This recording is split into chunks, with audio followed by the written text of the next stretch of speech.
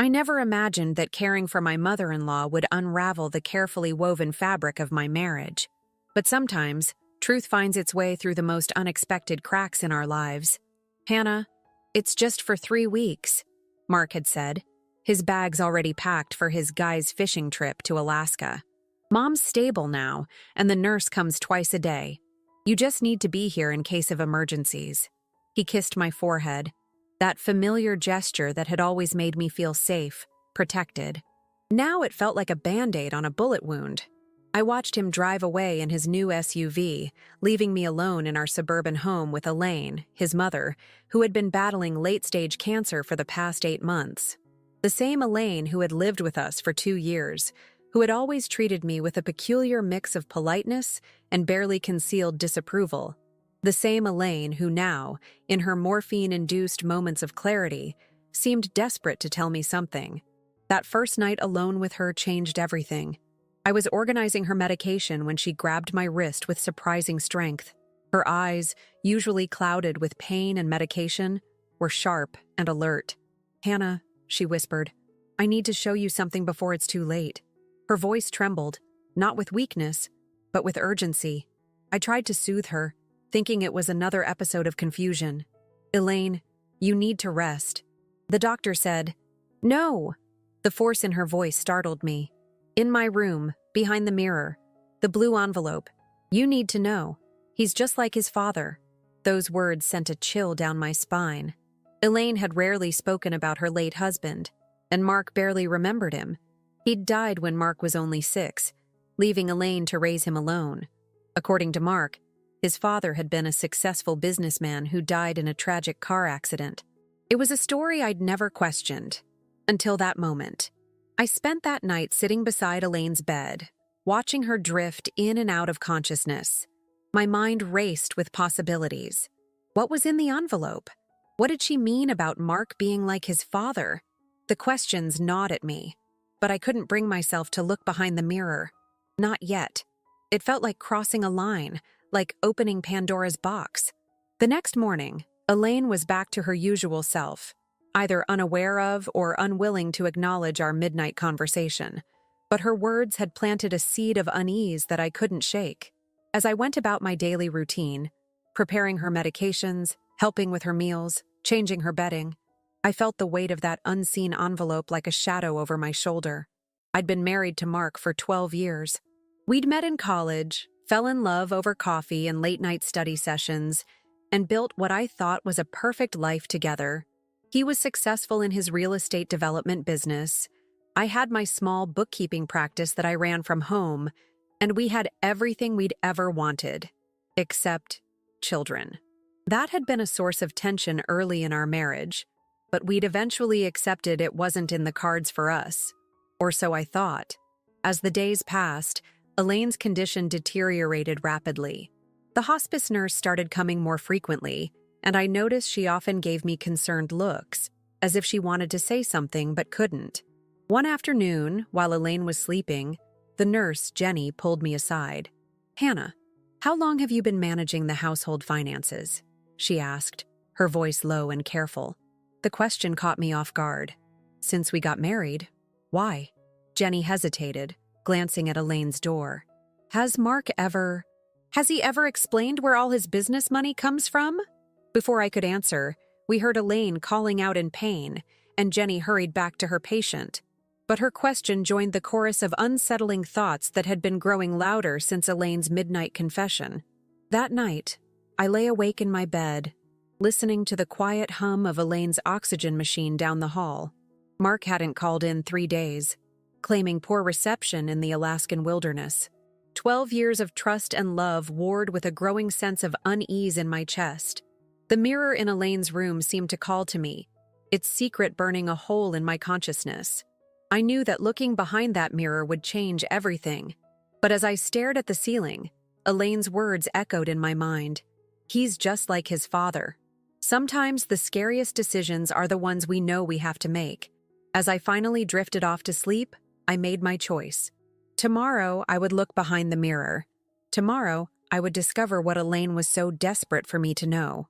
What I didn't realize was that the truth would be far more devastating than anything I could have imagined, and it would force me to question not just my marriage, but everything I thought I knew about love, loyalty, and justice. Morning came with a weight of anticipation I hadn't felt since my wedding day.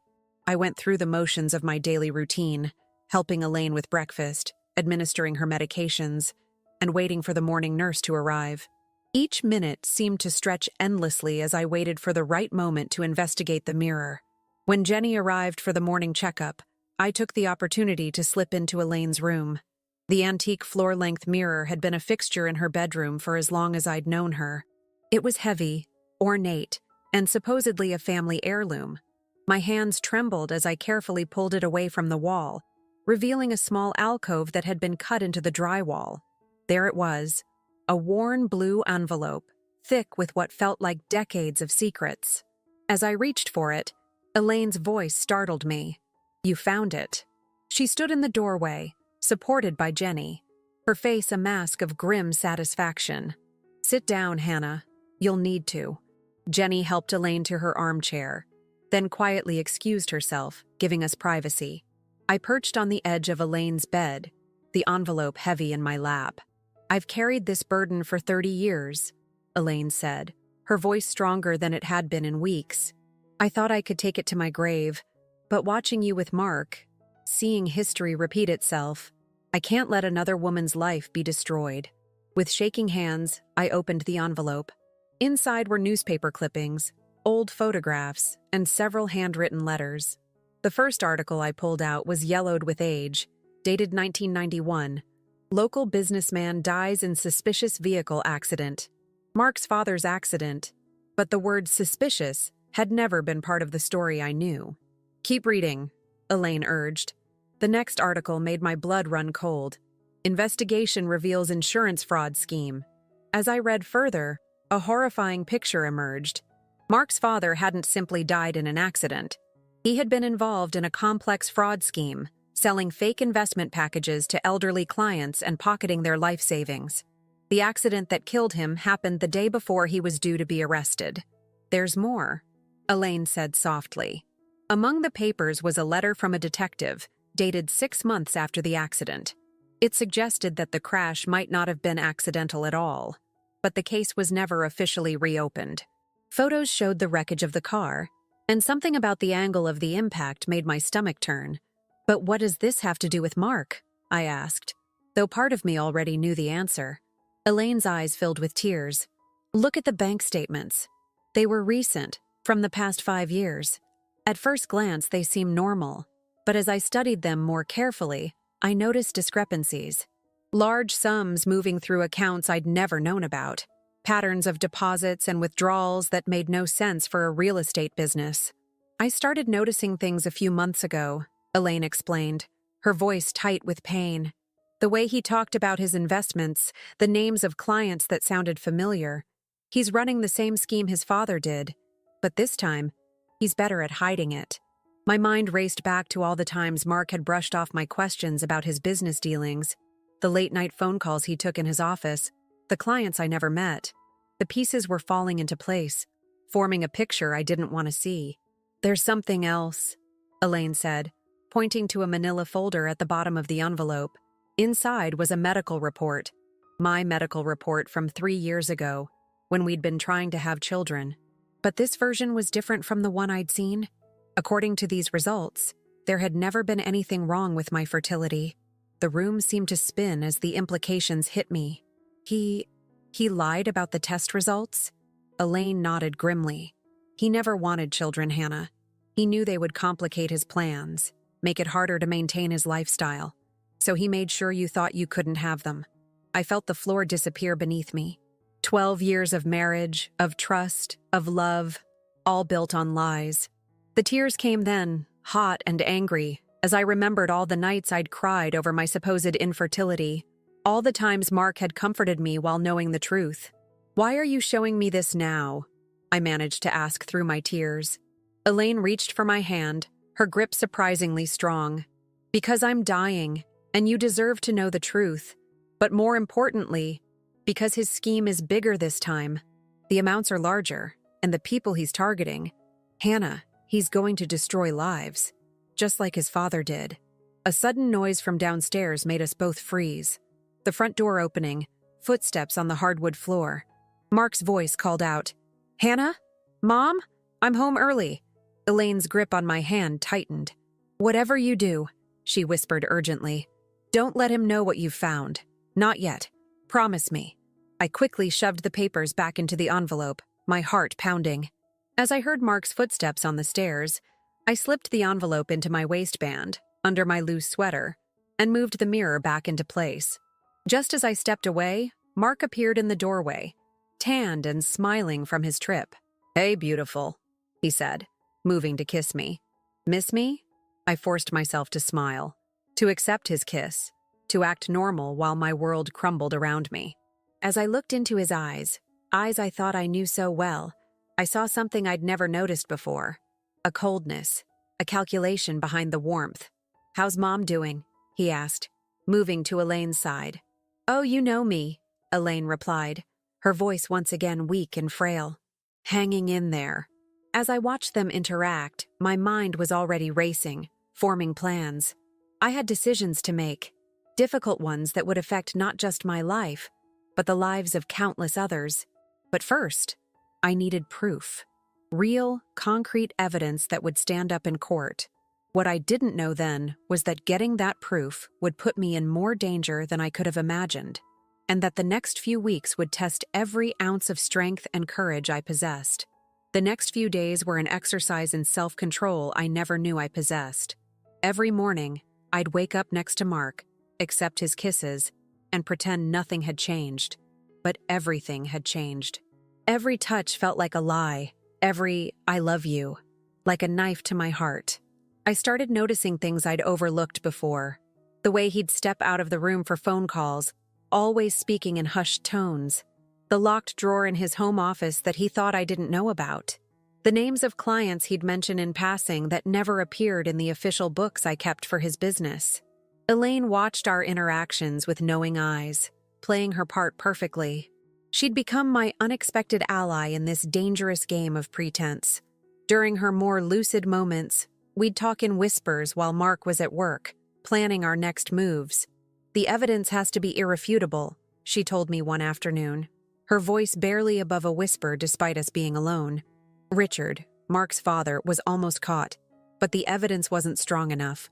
That's why he chose. That's why he did what he did. I had started documenting everything. Using my position as Mark's bookkeeper, I began making copies of suspicious transactions, noting down names and dates. But I had to be careful.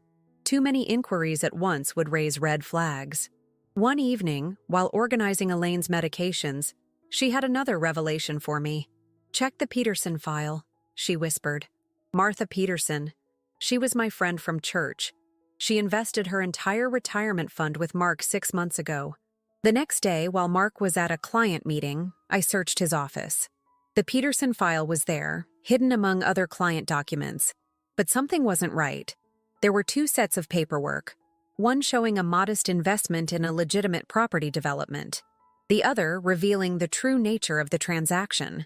Martha Peterson's entire life savings, over $300,000, had been funneled into offshore accounts. My hands shook as I photographed the documents with my phone. Martha Peterson was a widow in her 70s. I'd met her at several charity events. A kind woman who always brought homemade cookies and talked about her grandchildren. The thought of her losing everything made me physically sick. But Martha wasn't the only victim. As I dug deeper, I discovered dozens of similar cases. Mark had targeted vulnerable people, elderly widows and widowers, retiring teachers, people who trusted him because of his charm and his reputation in the community, just like his father had done. The weight of this knowledge was crushing. At night, I'd lie awake, listening to Mark's steady breathing beside me, wondering how he could sleep so peacefully while carrying such secrets. Sometimes I'd catch him looking at me with what seemed like genuine love, and for a moment I'd doubt everything. How could the man who held me through my father's death, who knew exactly how to make me laugh when I was sad, be capable of such calculated cruelty? Elaine sensed my struggle. One night, while Mark was at a business dinner, she called me to her room, Her condition had worsened, and we both knew she didn't have much time left. "I need to tell you something," she said, her voice weak but determined. "About Richard, Mark's father. The accident. It wasn't what you think." I sat down beside her bed, my heart pounding. "What do you mean?" "The police ruled it an accident, but I knew. The night before, we had a terrible fight. I'd discovered what he was doing, threatened to expose him. He looked at me with such coldness. I'd never seen that look before. The next morning he left early, saying he had meetings. Hours later, they found his car wrapped around a tree." She paused, fighting for breath. I held her hand, waiting. The detective suspected, but they couldn't prove anything. Richard had it all planned. He chose death over prison, over shame. He left us financially secure, protected from his crimes. I thought if I raised Mark differently, loved him enough. Tears rolled down her cheeks. But I failed. And now history is repeating itself. Hannah, you have to stop him. Not just for the people he's hurting, but for him too. Before he goes too far. Before he becomes his father. That conversation changed everything. I realized this wasn't just about exposing a fraud or seeking justice. It was about saving Mark from himself, even if it meant destroying our marriage. The next day, I made two crucial decisions. First, I contacted a private investigator recommended by Jenny, the hospice nurse who had her own suspicions about Mark's business. Second, I started moving money from our joint accounts into a separate account only I could access. Small amounts that wouldn't raise suspicion, but enough to ensure I'd have resources if things went wrong. What I didn't know was that Mark had his own suspicions. He was too smart not to notice the subtle changes in my behavior, the way I tensed when he touched me, the extra hours I was spending on the books. I thought I was being careful, but I had underestimated him. One evening, as I was preparing dinner, I overheard him on the phone in his office. "Something's not right," he was saying in a low voice. "I need you to watch her. Yes, everything. Where she goes, who she talks to. If she makes one wrong move..." The knife I was holding clattered to the floor. As I bent to pick it up, my hands trembling, I realized the stakes had just gotten much higher. This wasn't just about gathering evidence anymore. It was about survival. Elaine's words echoed in my mind. He's just like his father. But now those words carried a new, more frightening meaning. If Mark was truly like his father, what would he do when cornered? How far would he go to protect his secrets? I needed to move faster, but I also needed to be smarter. One wrong move could cost me everything, maybe even my life. As I heard Mark's footsteps approaching the kitchen, I took a deep breath and steadied my hands. The game had changed, and I needed to change with it. The private investigator, Claire Martinez, met me in a coffee shop 2 towns over. I'd told Mark I was visiting a client, and I'd made sure to take a circuitous route to shake any tail he might have put on me. The paranoia was exhausting, but necessary. "Your instincts were right," Claire said, sliding a manila envelope across the table. "The offshore accounts are just the tip of the iceberg. Your husband has been running a sophisticated Ponzi scheme, using new investments to pay returns to earlier investors while skimming millions off the top." My hands shook as I looked through the documents. The scope of Mark's fraud was staggering. He hadn't just targeted a few vulnerable seniors. He'd built an entire network of fake companies and investment vehicles. The legitimate real estate developments I'd been bookkeeping were just a front for something much bigger. "There's something else," Claire added, her voice dropping lower. "I found connections to some dangerous people, the kind who help hide money and make problems disappear. Your husband isn't just running a scam, he's involved with serious criminals." The coffee turned bitter in my mouth. I thought about all the business trips Mark had taken over the years, the mysterious partners he never introduced me to, the cash I sometimes glimpsed in his private safe. "What should I do?" I asked, though I already knew the answer wouldn't be simple. "Keep gathering evidence, but be extremely careful. These people, they don't play nice. And Hannah?" Claire's eyes met mine. "Consider getting yourself to safety before this blows up." Back at home, I found Elaine in distress. The hospice nurse had already called Mark. He was on his way home from the office. As I helped Elaine with her breathing exercises, she clutched my hand. "The safe!" she gasped between breaths. "In his office. Behind the Remington print. The combination. Her voice faded as another wave of pain hit her. I held her hand, trying to comfort her, but my mind was racing. I knew the safe she meant. An old floor safe I'd always assumed held nothing more than important documents. But if Elaine knew the combination, Mark arrived home minutes later, bringing with him the controlled chaos that always seemed to follow him these days. He took charge of the situation, speaking with the nurse, calling Elaine's doctor, making decisions. I watched him, wondering how many of his decisive actions were genuine concern, and how many were calculated performance. That night, after Elaine had been stabilized and Mark had finally fallen asleep, I lay in bed thinking about the safe. Elaine had tried to tell me something important, something she thought I needed to know. But was it worth the risk of getting caught? The next morning, I had my answer. Mark announced he had to fly to Chicago for an emergency meeting with investors. "It'll just be 2 days," he said, kissing my forehead. "Take care of Mom."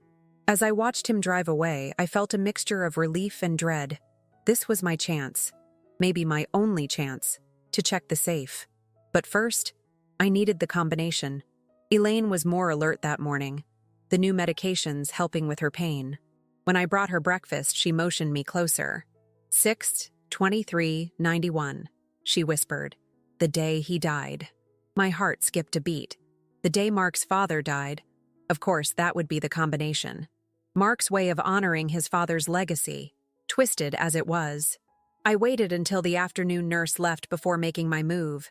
The Remington print swung away easily, revealing the safe's dial. My fingers trembled as I input the numbers. 6/23/91. The mechanism clicked, and the door swung open. Inside, I found stacks of documents, USB drives, and several passports. Some with Mark's photo, but different names. But what caught my eye was a leather-bound ledger, its pages filled with handwritten notes. As I began to read, my blood ran cold. This wasn't just a record of Mark's current schemes. It was a detailed account of everything, going back years.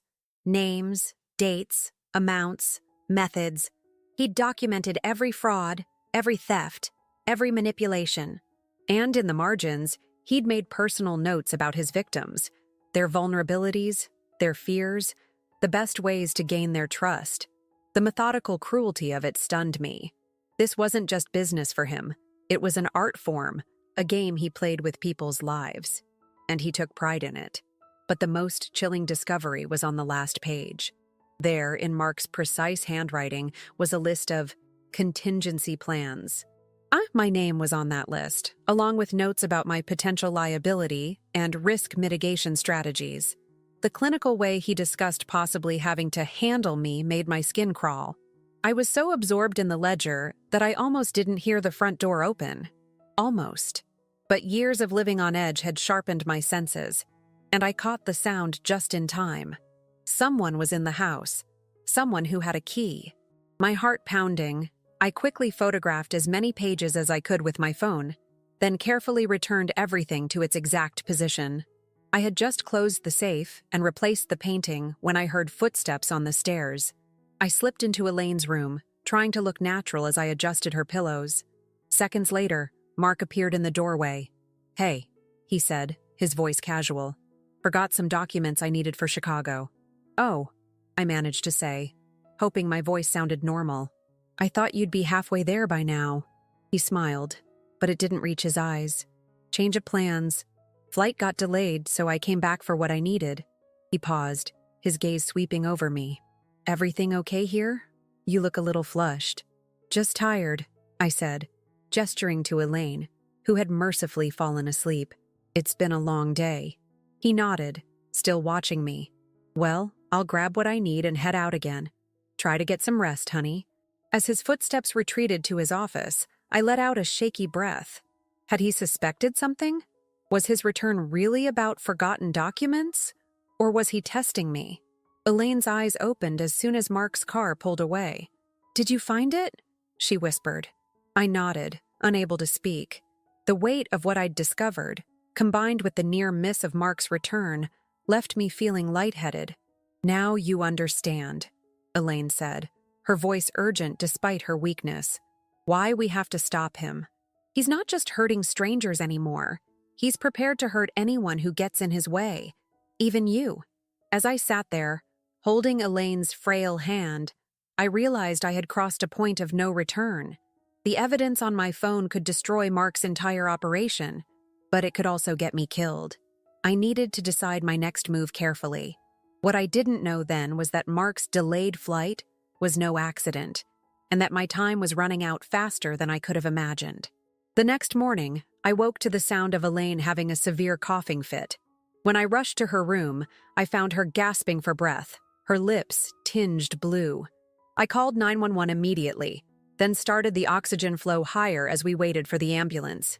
"Hannah," she wheezed between coughs. "The blue envelope. There's more. Don't try to talk," I urged, holding her hand. But she gripped my wrist with surprising strength. "Hidden compartment. Bottom right corner." Another coughing fit overtook her. The paramedics arrived minutes later, and as they loaded Elaine into the ambulance, I called Mark. It went straight to voicemail. Unusual for him, even during his supposed business trip. A knot of anxiety tightened in my stomach. At the hospital, Elaine was admitted to the ICU. The doctors spoke in gentle but firm tones about making her comfortable and limited time. As I sat by her bed, watching the monitors track her failing heart, I thought about everything she had sacrificed to protect me, to make things right. A text from Claire, the private investigator, made my phone buzz. "Urgent. Need to meet. Your husband's bank account's showing major movements. Something's happening." I looked at Elaine's sleeping form, torn between staying with her and following up on Claire's lead. As if sensing my dilemma, Elaine's eyes fluttered open. "Go," she whispered. "Do what needs to be done. I'll hold on." I kissed her forehead and hurried out, my heart heavy. In the hospital parking lot, I checked my surroundings carefully before calling Claire.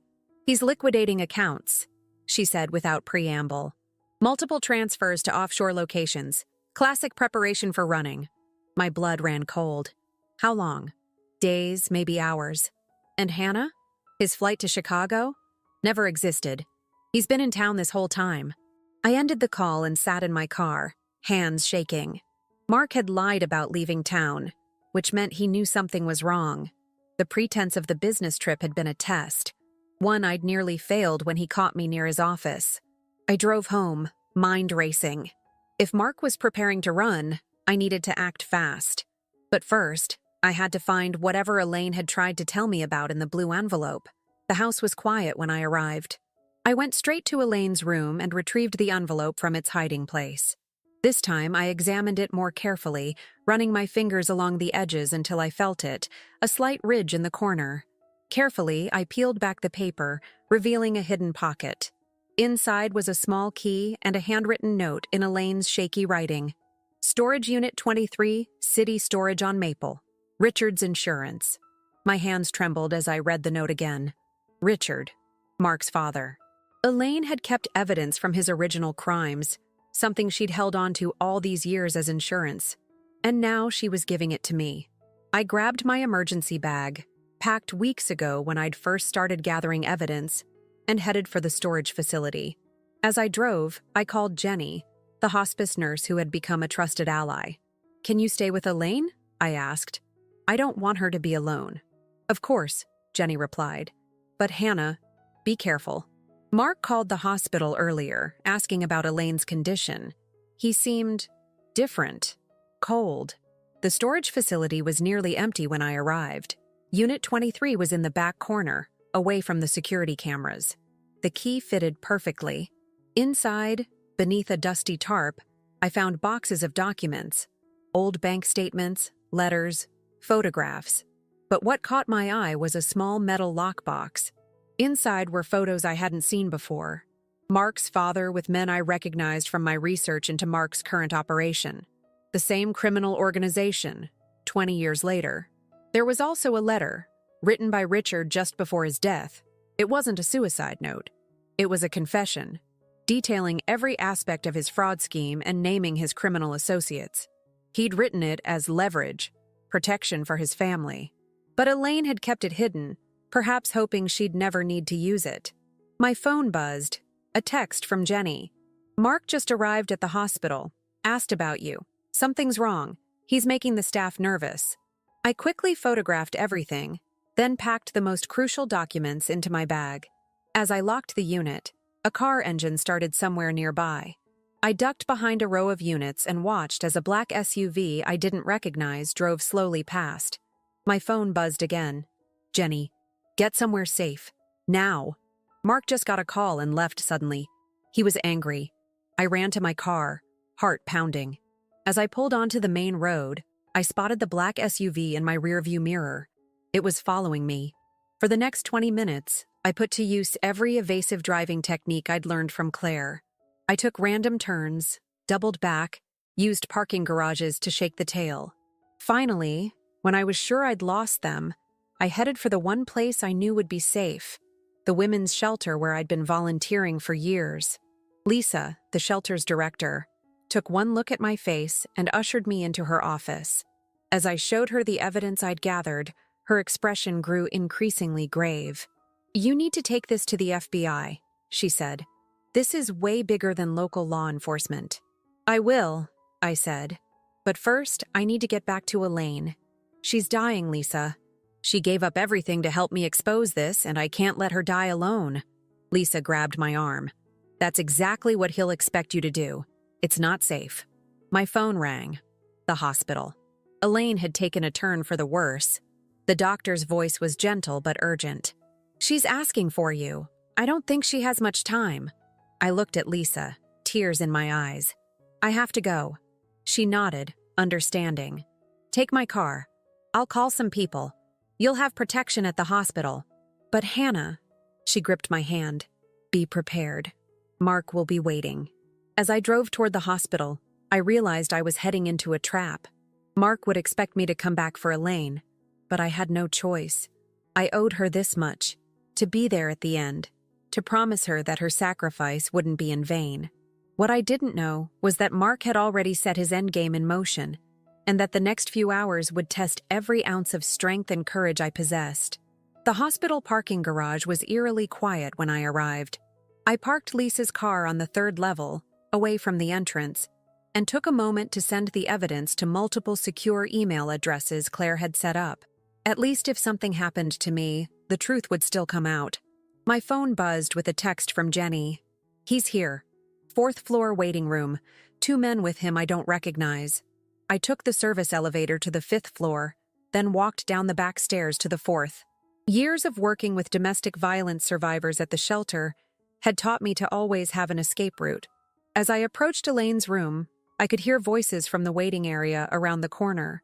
Mark's familiar tone, though I couldn't make out the words. Jenny met me at the nurse's station, her face tight with worry. "Those men with him, they're not friends or family. They've been watching everyone who comes and goes. Security is on alert, but they're not doing anything openly threatening." "How's Elaine?" Jenny's expression softened. "Not good. She's been asking for you. The doctor says it's a matter of hours now." I squared my shoulders. "I need to see her." "Hannah." Jenny hesitated. "Mark told the staff he'd handle all medical decisions from now on. He's trying to limit access to her room." Of course he was. He needed to control the situation, to make sure Elaine couldn't say anything else damaging. But he'd underestimated both of us. "Elaine made me her medical proxy 3 weeks ago," I said, pulling the notarized document from my bag.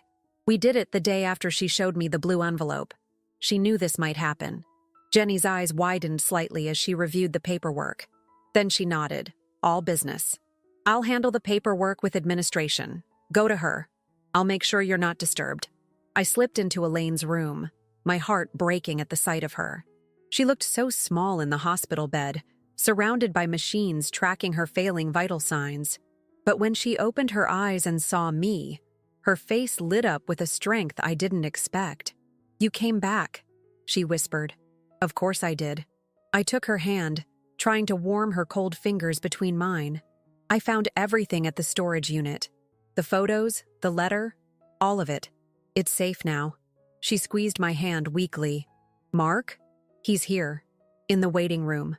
A shadow of fear crossed her face, but it was quickly replaced by determination. "There's something else. Something I never told anyone." She gestured for me to come closer. "The accident. Richard's death. Each word seemed to cost her tremendous effort. I was there. He didn't drive off that road by accident. And he wasn't alone. My blood ran cold. What do you mean? They came to our house that night. His partners. They knew he was going to confess, turn them in. They said they'd kill me, kill Mark if he didn't. She broke off, coughing. Shh, don't try to talk, I urged, but she shook her head. You need to know. They made him drive to that spot. Made it look like suicide. I followed them, saw everything. That's why I kept the evidence, why I watched Mark so carefully. I knew if he ever got involved with them. The monitors began beeping more urgently. Elaine's grip on my hand tightened. Promise me, she gasped. Promise me you'll stop him. Save him from becoming what they made his father. I promise, I whispered, tears running down my face. A commotion in the hallway made me turn. I could hear Mark's voice, getting closer. Mrs. Wilson? A young nurse appeared in the doorway, looking nervous. Your husband is insisting on seeing his mother. Elaine's heart rate spiked on the monitor. Her eyes met mine, filled with fear and urgency. Tell him, she struggled to speak. Tell him I know the truth about that night, about the men in the black car. Tell him I forgive his father, and I forgive him too. The monitors started alarming as Elaine's vital signs crashed. The room suddenly filled with medical staff, and I was gently but firmly moved aside. Through the chaos, I heard Mark's voice in the hallway, getting closer. That's my mother in there. You can't keep me out. I had seconds to decide what to do. Stay with Elaine in her final moments, or slip away before Mark trapped me here. The weight of Elaine's last request hung heavy in my heart. What happened next would change everything. Not just for me and Mark, but for all the people he'd hurt, and for the memory of a man who died protecting his family from the very evil his son had embraced. I squeezed Elaine's hand one last time and whispered, I'll make it right. I promise. Then I moved quickly to the private bathroom in her room, just as Mark burst in. Through the partially open door, I watched my husband rush to his mother's bedside, his face a mask of genuine grief. For a moment, I saw the man I'd fallen in love with, the son who, despite everything, loved his mother. But then I noticed the two men who'd followed him in, positioning themselves near the door, their eyes scanning the room. They weren't here to say goodbye to Elaine. They were here to make sure she didn't say goodbye to anyone else. As the medical team worked frantically to stabilize Elaine, I realized I was witnessing not just the end of a life, but the end of secrets that had destroyed 2 generations of a family. And now, trapped in this tiny bathroom while my dying mother-in-law's monitors screamed in the background, I had to figure out how to expose those secrets without becoming their next victim. The steady, unbroken tone of the heart monitor filled the room. Through the bathroom door's small gap, I watched the doctor call Elaine's time of death, his voice solemn and professional. Mark stood at her bedside, his shoulders shaking with what looked like genuine grief. For a moment, I almost forgot everything I knew. He looked so much like the man I'd married, the son losing his mother. But then I saw him exchange a quick glance with one of his men, and reality came crashing back. Even in this moment of loss, he was calculating, controlling, making sure no loose ends remained. I'd like a moment alone with my mother, he said, his voice thick with tears. The medical staff filed out respectfully, leaving Mark and his 2 associates in the room. I held my breath, pressing myself against the bathroom wall. Check the room, he ordered, his voice suddenly sharp and clear. She was here. The nurse said she was here. My heart pounded as footsteps approached the bathroom door. I glanced frantically around the small space, looking for options.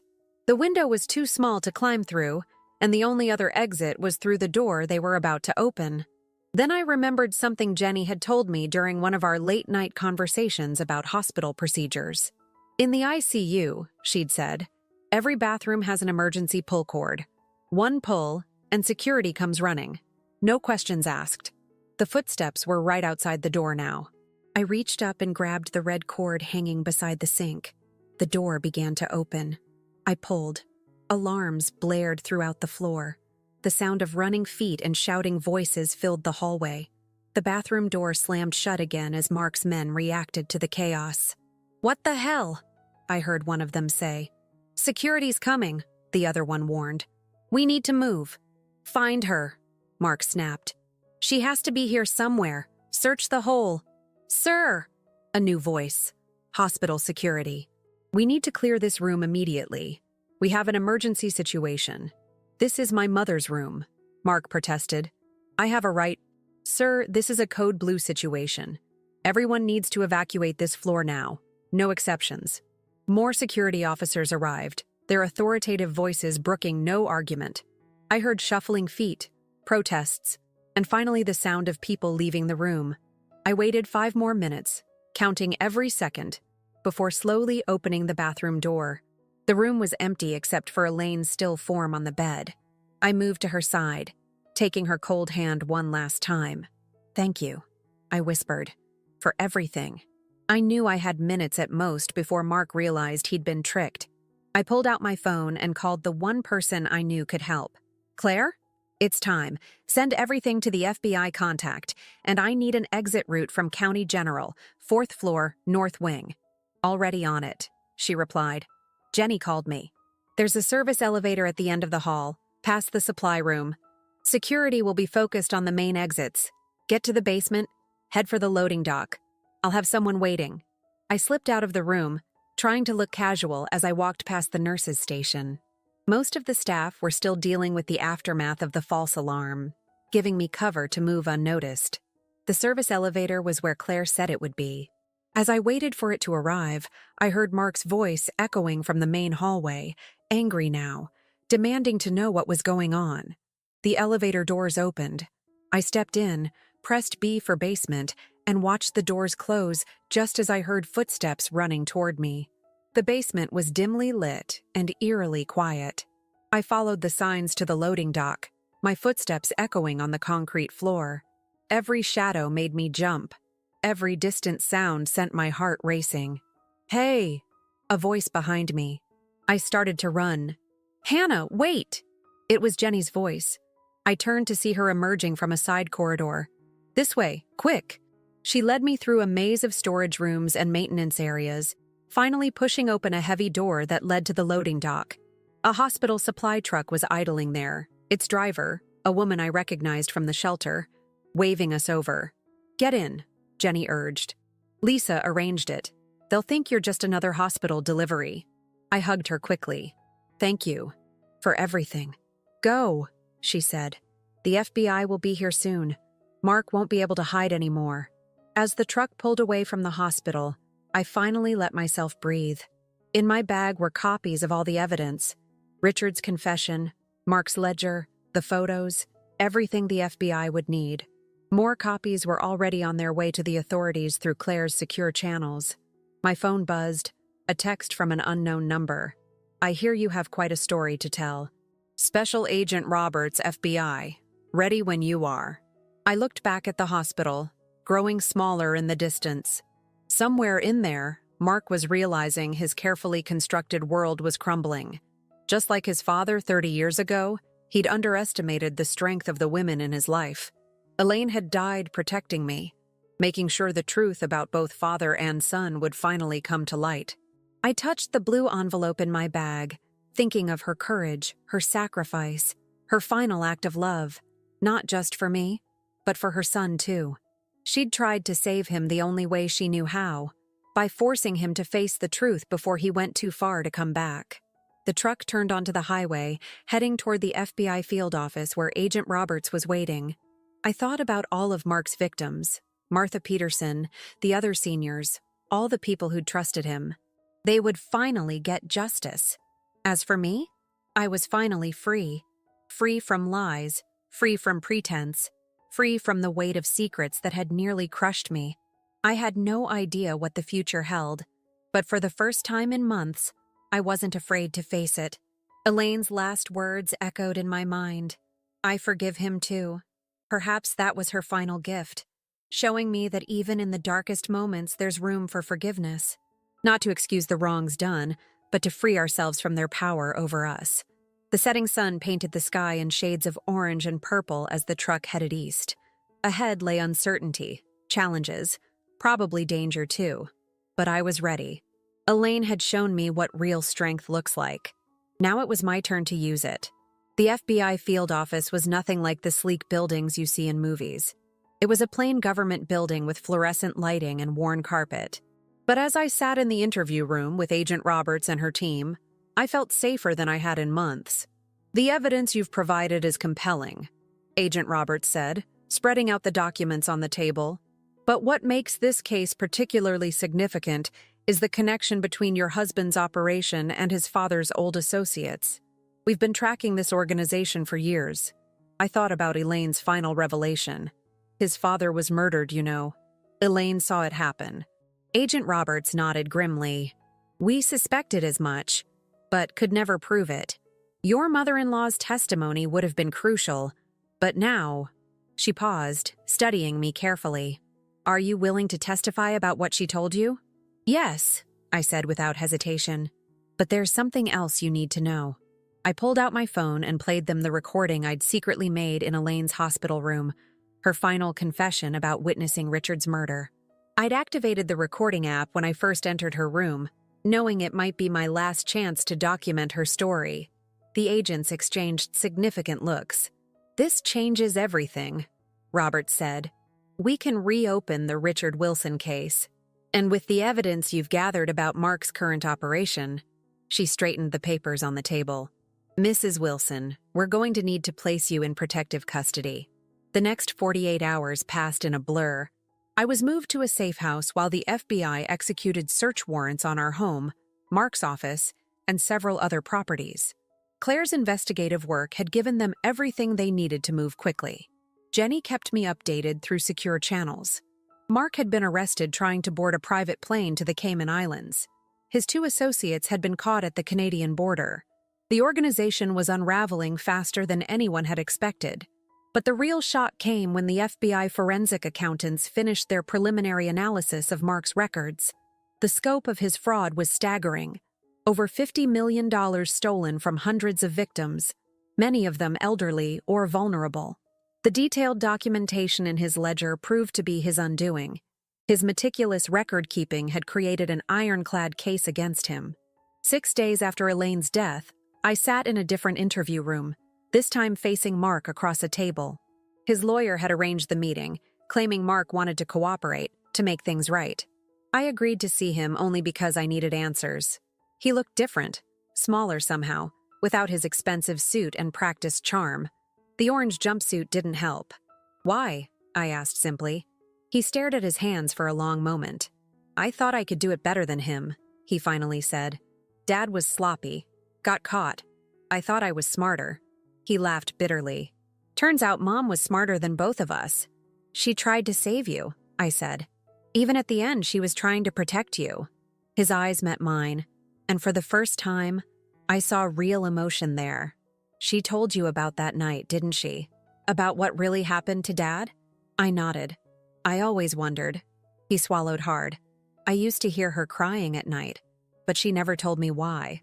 I thought it was just grief. But she was carrying that secret all those years." "She carried a lot of secrets," I said, "to protect you. And in the end, she gave them to me for the same reason, to save you from yourself." He looked away, but not before I saw tears in his eyes. "I never meant to become this. It started small, just a few creative investments. But then the old players, Dad's former partners, they found out what I was doing. Said I owed them because of Dad. One thing led to another, and suddenly, you had choices, Mark. Every step of the way, you had choices." "I know." His voice was barely a whisper. "When did you first suspect?" "Your mother knew before I did. She recognized the patterns, saw history repeating itself. She's the one who showed me the truth." He nodded slowly. "And now? What happens now?" "Now you tell the FBI everything. About your father's murder. About the organization. About all of it. You help make this right. They'll kill me. They're being rounded up as we speak. Your records gave the FBI everything they needed. The organization is finished, Mark. The only question is whether you go down with them or help bring them to justice. He was quiet for a long time. Finally, he looked up at me, and I saw something in his eyes I hadn't seen in years. Clarity. "Mom left me a letter," he said. "They gave it to me yesterday. She wrote it weeks ago, knew what was coming." His voice broke. "She said she forgave me. After everything. She forgave me. That's what mothers do," I said softly. "The question is, what are you going to do with that forgiveness?" As I left the interview room, Agent Roberts was waiting. "He's ready to talk," I told her. She squeezed my arm. "You did good, Hannah, really good. But you should know. We found something else in Mark's records. Something about your fertility tests." I held up a hand. "I know. Elaine showed me the real results. We can add medical fraud to the charges. And, well, I know this might be difficult to hear, but if you want to try for children someday..."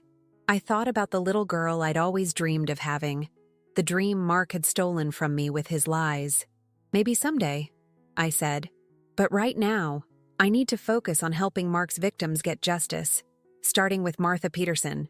Agent Roberts smiled. "Actually, I think you'll want to hear this. The forensic accountants found something interesting. Mark may have been stealing from his clients, but he was also investing some of the money legitimately. Martha Peterson's investment? It actually made a profit. A significant one. For the first time in what felt like forever, I felt a genuine smile spread across my face. Some good had come from all this after all. As I left the federal building that evening, I looked up at the stars appearing in the darkening sky. "We did it, Elaine," I whispered. "We really did it."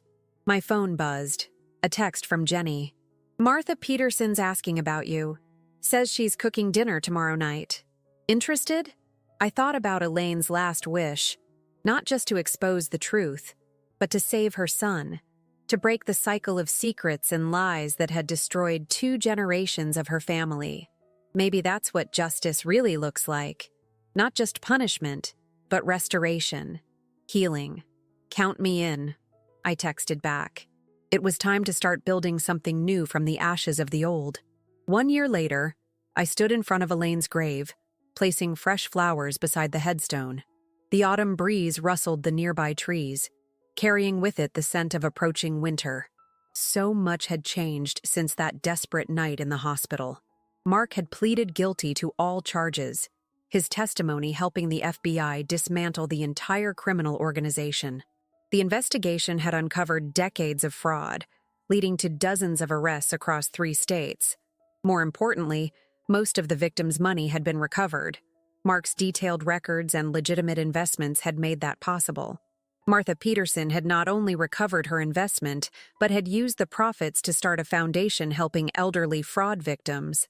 She'd insisted I join the board of directors, saying my experience made me the perfect advocate.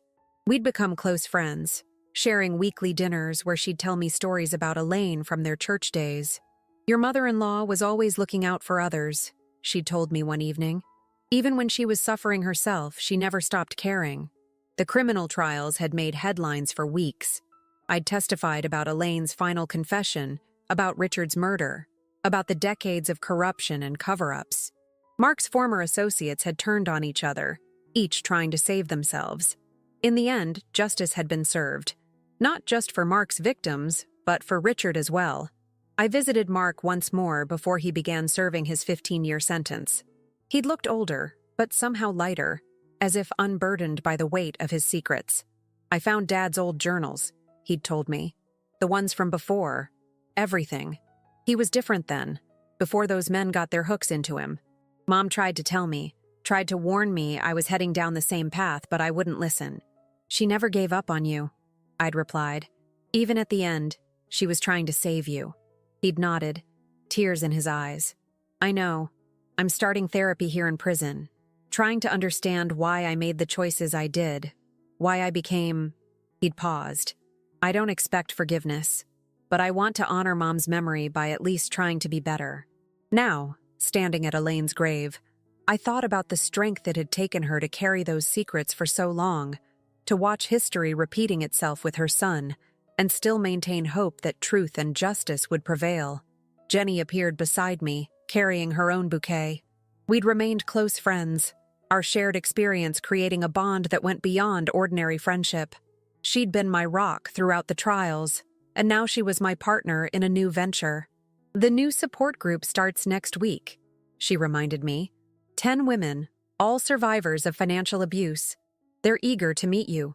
I nodded, touching Elaine's headstone gently. After everything, I'd found my calling, helping other women recognize and escape financial abuse, teaching them the signs I'd missed for so long. The shelter had created a special program named in Elaine's memory. "Did you hear about the lawsuit?" Jenny asked. "The victims won. The banks will have to change their policies, add more protections for elderly clients." Elaine would have liked that, I said softly. Change that helps protect others. We stood in comfortable silence for a moment. Then Jenny smiled. "Ready to go?" "Lisa's waiting with the contractor at the new center." The Elaine Wilson Center for Financial Empowerment was opening next month, funded partly by recovered funds from Mark's case and partly by donations from survivors and supporters. It would offer counseling, legal aid, and financial literacy programs for women escaping abusive situations. "Just a minute," I said, reaching into my bag. I pulled out the blue envelope, now empty of its original contents but containing something new. I'd written Elaine a letter, telling her about everything that had happened, about the lives that had been changed because of her courage. I tucked it beneath the flowers.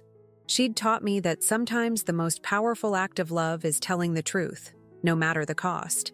Her final gift hadn't just been the evidence that brought down Mark's criminal empire. It had been the courage to stand up for what's right, to protect others, to turn pain into purpose. My phone buzzed, a reminder about tomorrow's appointment at the fertility clinic. At 40, I was finally exploring the possibility of having the child Mark had denied me. Whether it worked out or not, I was no longer letting fear or past trauma dictate my future. "Goodbye, Elaine," I whispered. "Thank you for everything." As Jenny and I walked back to the car, the sun broke through the clouds, casting long shadows across the cemetery. Life would never be the same as it was before all this happened, but maybe that was the point. Sometimes it takes losing everything you thought you wanted to find what you were meant to do all along. Elaine's last words to me had been about forgiveness, but she'd given me something even more valuable: the truth. And with that truth came the power to help others, to make real change, to turn secrets into strength. The center's logo incorporated a mirror, a subtle reminder of where this journey began. But unlike the mirror that had hidden Elaine's secrets, this one was about reflecting truth, showing women their own strength, their own worth. As we drove away, I thought about all the women who would come through those doors, carrying their own burdens of secrets and shame. Thanks to Elaine's courage and sacrifice, they would find not just help, but hope. Her legacy lived on, not in the darkness of secrets kept, but in the light of truth revealed. The future stretched out before me, full of possibility and purpose. Elaine had shown me that even the darkest secrets, when brought to light, can illuminate the path forward. Her final gift hadn't just been saving me, it had been showing me how to save others. And in the end, isn't that the greatest legacy anyone can leave?